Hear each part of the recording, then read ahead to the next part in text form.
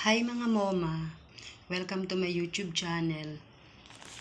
Papakita ko po sa inyo yung napanood ko sa TikTok.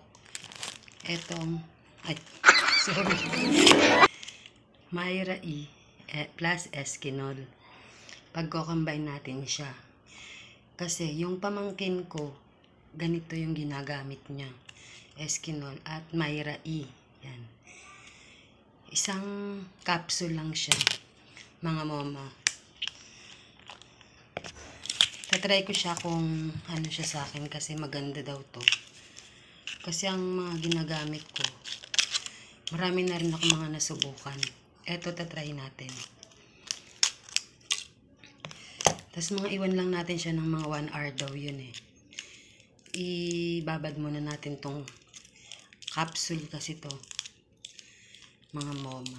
Ngayon lang ako susubok nito. Matagal ko na tong naririnig na maganda daw siya. Bubuksan natin siya ng maliit.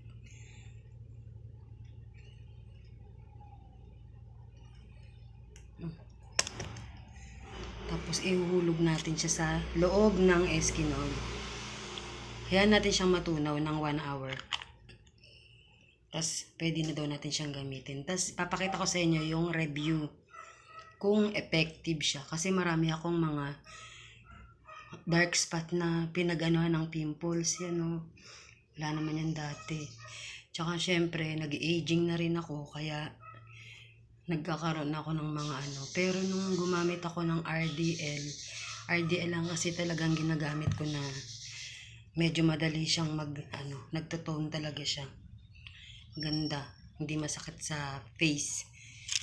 Yun ang brand ko na nagustuhan kasi marami akong mga ginagamit na mga toner. Yung RDL ang binabalik-balikan ko. Number 3, tapos 2.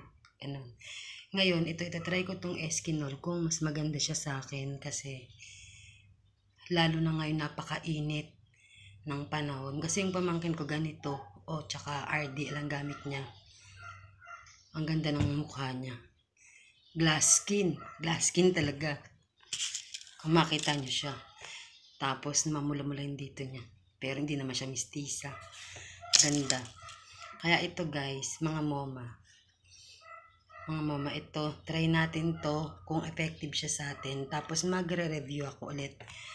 Thank you for watching and follow my notification. Follow my YouTube channel. Okay, thank you for watching.